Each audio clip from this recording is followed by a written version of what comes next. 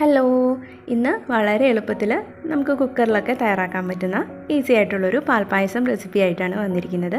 അപ്പോൾ നമ്മുടെ ചാനൽ ആദ്യമായിട്ട് കാണുന്നവരുണ്ടെങ്കിൽ ഒന്ന് സബ്സ്ക്രൈബ് ചെയ്തോളൂ കേട്ടോ. അപ്പോൾ ഞാനിവിടെ പാൽപ്പായസം ഉണ്ടാക്കാനായിട്ട് 1/4 കപ്പ് അളവിൽ ഉണക്കലരി കഴുകി വൃത്തിയാക്കി എടുത്തിട്ടുണ്ട്.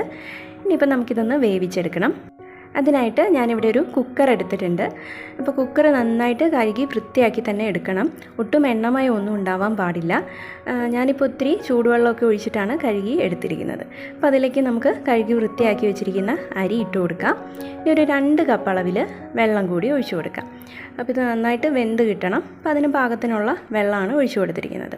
ഇനി ഇത് അടച്ച് വെച്ച് ഒരു 4 വിസിൽ വരുന്നവരെ ഹൈ ഫ്ലെയിമിലും അതിനുശേഷം ഒരു 25 മിനിറ്റോളം ലോ ഫ്ലെയിമിൽ ഇട്ട് കൊടുത്ത് നന്നായിട്ടൊന്ന് വേവിച്ചെടുക്കണം. ഇപ്പോൾ അരിയൊക്കെ നന്നായിട്ട് വെന്തിട്ടുണ്ട്. ഞാനിപ്പോൾ ഒരു 25 മിനിറ്റോളം ലോ ഫ്ലെയിമിൽ ഇട്ട് കൊടുത്തതിന് ശേഷം അതിൻ്റെ പ്രഷറൊക്കെ ഒന്ന് പോയി കഴിഞ്ഞിട്ടാണ് ഇത് ഓപ്പൺ ചെയ്തത്. അപ്പോൾ തന്നെ അരി നന്നായിട്ട് വെന്തിട്ടുണ്ടായിരുന്നു. ഇനി ഇതുപോലെ തവി കൊണ്ട് ഒന്നും കൂടി ഒന്ന് ഉടച്ചെടുക്കുകയാണ്. ഇനി ഇതിലേക്ക് നമുക്ക് പാല് ചേർത്ത് കൊടുക്കണം. അപ്പോൾ ഞാനിവിടെ 1/2 ലിറ്റർ പാല്, അതായത് 500 ml പാലാണ് ഒഴിച്ചു കൊടുക്കുന്നത്. അപ്പോൾ നല്ല കട്ടി പാലാണ് നമ്മളിതിലേക്ക് ചേർത്ത് കൊടുക്കേണ്ടത്. അപ്പോൾ അത് ചേർത്ത് കൊടുത്തതിന് ശേഷം ഒന്നും കൂടി ഒന്ന് കുറുക്കിയെടുക്കണം. അപ്പോൾ അതിന് മുന്നേ നമുക്ക് ഇതിലേക്ക് മധുരത്തിനുള്ള പഞ്ചസാര ചേർക്കാം. അപ്പോൾ ഞാൻ 1/2 കപ്പ് പഞ്ചസാരയാണ് ചേർത്ത് കൊടുക്കുന്നത്. അപ്പോൾ നിങ്ങൾ മധുരം നുമുക്കിയിട്ട് കുറവാണെങ്കിൽ കുറച്ചും കൂടി ചേർത്ത് കൊടുക്കുക. മധുരം കൂടുതൽ വേണ്ടവർ അതിനനുസരിച്ച് മധുരം ചേർത്ത് കൊടുക്കുക.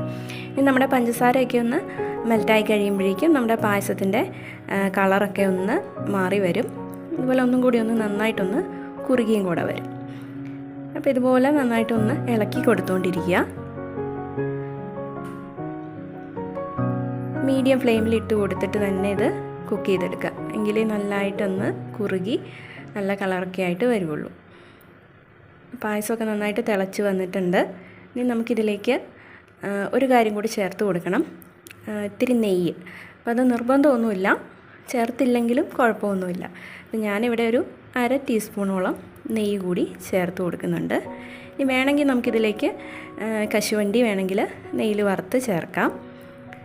അപ്പോൾ നമ്മുടെ ഈസി പായസം റെഡിയാണ്. അപ്പോൾ ഇതൊന്ന് തണുത്ത് കഴിയുമ്പോഴേക്കും കുറച്ചും കൂടി ഒന്ന് കുറുകി വരും. അതോടൊപ്പം കളറും കൂടി കുറച്ചൊന്ന് മാറി വരും. അപ്പോൾ ഇത്രയേ ഉള്ളൂ. എല്ലാവരും ഒന്ന് ട്രൈ ചെയ്ത് നോക്കുക. എളുപ്പത്തിൽ നമുക്ക് ഉണ്ടാക്കിയെടുക്കാൻ പറ്റുന്ന പായസമാണ്. സദ്യക്കൊക്കെ നമുക്ക് എളുപ്പത്തിൽ തന്നെ ഉണ്ടാക്കിയെടുക്കാൻ പറ്റുന്ന നല്ലൊരു പായസമാണ്. അതോടൊപ്പം നമ്മുടെ വീഡിയോ ഇഷ്ടപ്പെടുകയാണെങ്കിൽ ഒന്ന് ലൈക്ക് ചെയ്യാനും ഷെയർ ചെയ്യാനും അതോടൊപ്പം സബ്സ്ക്രൈബ് ചെയ്യാനും മറക്കണ്ട.